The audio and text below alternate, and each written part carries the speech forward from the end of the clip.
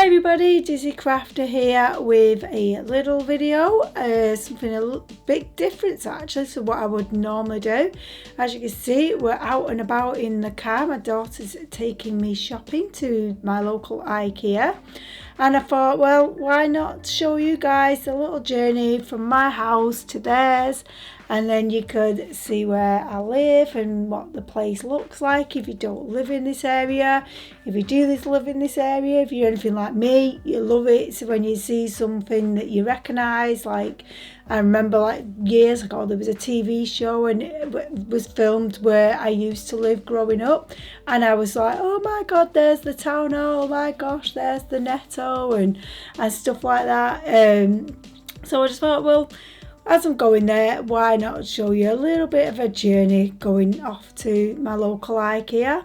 I do have to apologise for the sun though, guys. Like, it's quite late on in the evening, so the sun is very low down, and I wanted to share with you the journey as much as I possibly could without ruining it. So I've kind of cut a bit out, but most of it I've left in. So I do hope you don't mind that little bit of sunshine. I mean, I love sunshine, and the only way the evening sunshine gets any better for me is a red sky at night, shepherd's delight. So yeah, so I'm near enough at my local Ikea, and as you can see, it's the Gemini one. We're just going to get there and we're going to park up, and then we're going to walk up into the Ikea so you can see what my local one looks like. As you can see, it's just the generic Ikea. Most of them look much the same, if I'm honest. But I do like to see these. I mean, most of them when they're on YouTube are from like Canada or the States and stuff. So it's kind of nice to get a UK one up. I'm sure there is one, I've just never seen it. Although this is nothing to do with crafting, I just had to share it on here because I just thought it was so darn cute. And it kind of reminded me when my nail stroke craft room was a cinema room. And then I'm just sharing you with the Kallax units and the different ways you can have it. So you've got your paper storage and your doors, or your containers and stuff. And then bookshelves, absolutely love bookshelves for storing, for crafting, especially the Billy ones. They hold so much weight, it's amazing. And then we've got some cheaper containers here, and again some cheaper jars. I think these are like £2. And then we've got the Rescal cart, and then we've got the really expensive, the IKEA Dream craft room supplies storage units. In my opinion, I just think these smaller ones would be great for paper, and the deeper ones great for dyes and sprays and stuff like that. And then we're back onto the cheap containers and the more realistic ones. So like, obviously these are for cutlery, but they're still fantastic for separating items in your drawers. And then we've got some baskets, and then we've got some shelving. I'm just showing you that little plastic carrier bag holder there is fantastic if you've got lots of vinyls and stuff and you want to display them. They're brilliant for that. And then again, we've got some wall standing units, and then we've got these buckets which sit on the Rascal cart and other like rods and stuff, and they're like 50p. And I'm just showing you the wooden lids to go on the Rascal carts, but I actually get mine from Hobbycraft, and they're £3 cheaper, and the white, which fits in with my aesthetic more. Then I'm just showing you the solutions they have for children, but I actually have some of these sets under my stairs because it's got the things going down. It's perfect for under the stair storage, and I store all my photography stuff there. And then I'm just showing you more plastic containers and jars, because jars are so cool to store like flowers and colourful things in to display. And then we've got some bits of pegboard here, and then I fell in love with this wooden like cart. I don't know what you'd call it really, but I just thought it'd be perfect for like paints and paintbrushes and stuff, and you can paint it up to your desire, however you like. And then we're on to the office supplies. Office supply stuff is always fantastic for storing your craft goodies in. And then I'm showing you these cardboard boxes, which I think are a little overpriced considering it's just cardboard, but they do look pretty, I guess. but these as a containers I really like, and they are much more expensive, but the plastic and they're durable and they hold so much weight, and they come in so many different sizes, and they have lids that you can stack them. They're just ace. And then we've got this food storage. Back in the day I used to store my crafts on these fence things, and then you got a little sneak peek of the reason I actually came to Ikea. But before that, I just thought I would take you on a journey just around the marketplace and share with you the photo frames and stuff, because I know a lot of you use these in your crafting, me included. And then going into the flower lounge, which I absolutely love being in the flower lounge. It's only so tiny, but it's just so peaceful in there, and it always smells delicious. Then I get home with my cart, and now I've got to assemble it, and I have to admit it was easy to assemble. Yes, it was, to be honest. It was quite there's only 3 shelves, I think. Is it 3? Yeah, 3 shelves and 4 legs you've got to put in. With me having long nails, it was a bit of a task to begin with, but once I found my groove, it was very, very easy to do. Like I say, and these shelves you could actually flip the other way if you wanted like a rim around it and stuff. The only thing I would say which really did help me when I was building this second shelf, so the middle shelf, I did get a box and put it underneath it so that it kept it steady, which you'll see in a minute. So it just makes things life a lot easier than trying to balance the metal sheeting tables, whatever you want to call them.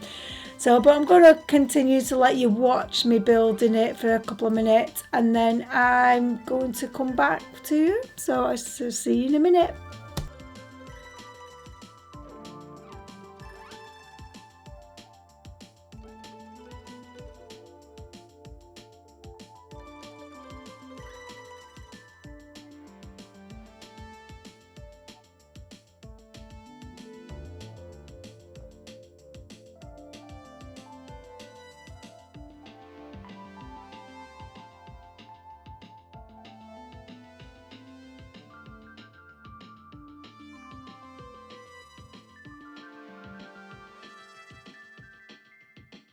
So I've had the cart a few months now, and I absolutely still love it. It's mainly my die cutting kind of cart, so it holds all here at the bottom are all my dies that are loose and stuff in here, and I've got them categorised in these Sizzix holders, so it makes it much easier. So alphabet and sentiments are together, flowers and nature and stuff like that. So it's really, really cool. So this is how I have it facing, or I could actually turn it around, which I shall do. So I'm sorry if the camera's wobbly, but I'm doing this one-handed because I've got my phone, filming on my phone for a change. So you can see, even though with the weight, I can still move it one-handed. And then I can have it this way as well. Like I say, it's absolutely fantastic. It holds so much. So you can see on the top, I've got my Cricut, my Sizzix and my Zutter. And then these 2 containers are also from Ikea, and one has overspill of products I need to sort out, and then this one holds all my scrap papers. And then right in the corner you can see my Olivia, which I do not my YouTube but my TikToks and stuff like that for the filming on there. And you've seen all these binders here, so I'll just flick it around and then you can see what's on the other side, which it isn't as aesthetically pleasing, but it's still very practical. So here I've got my paper trimmers. I've got 3 or 4 here. As you know, these are the bulky items that just make your room look a mess, and they're out of sight now, so they're really, really accessible for me to get hold of, but they are out of sight, which is fantastic.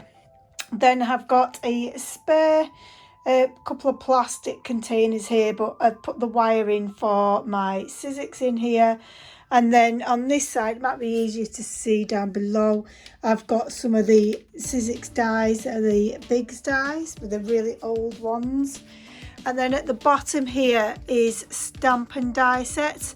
I'd say majority of these are actually Crafter's Companion, if I'm honest, or they have come from Crafter's Companion. A few have come from like Craft Stash and stuff, but this is how I store them because there's just no room to put them with my stamps. And although I will be using the dies, won't I, if 9 out of 10, so I thought, well, they can live with the dies.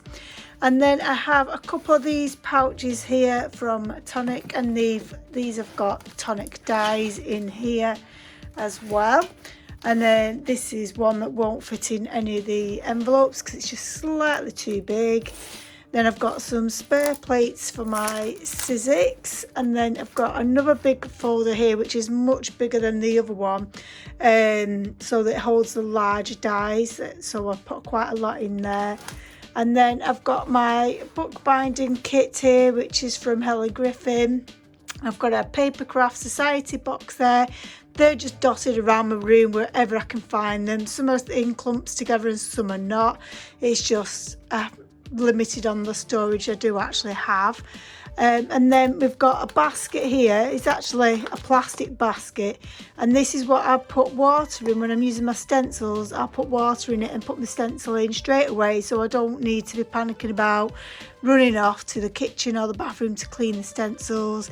And this thing in here is just a kit from Create and Craft, I think it was. Like, it was free, I think, or you had to pay the postage or whatever, but I've never really used it. I've never even took it out, if I'm honest. And then in here is my splatter box, and then I've got another Papercraft Society box underneath there, and then just a plastic container which used to hold some of the Sizzix dies as well, but it's no longer using that, so I've just put that there. So yeah, I really think that this cart is a definite one for crafters. I can also use it if somebody was else coming into my room and I didn't have the table space. They could use it to stand up and craft as well. It's just the perfect height to do that. So it's just so versatile, and I have got like the 3-tier carts, but I just do not, I think they're fab, but I feel like this was worth the money. Yes, it is a lot more money, it's about double the price. I think I paid £100 for this all in all, but to me it was worth every penny, and I would go and get another one if I had the space for it. So yeah, so if you've been looking and wondering what it would be like for a craft cart, there you go. Me personally, I think it's the best crafter's cart you can ever have.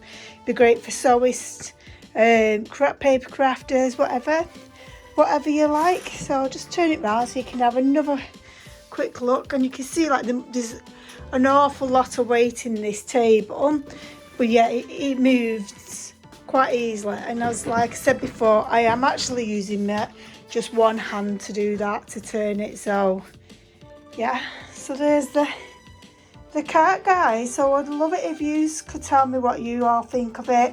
Would you purchase a cart like this if you had room? Have you got room for one of these? So yeah, I hope you enjoyed this video, being a little bit different than usual, but I do hope you enjoyed it, and I shall see you in the next video. Bye.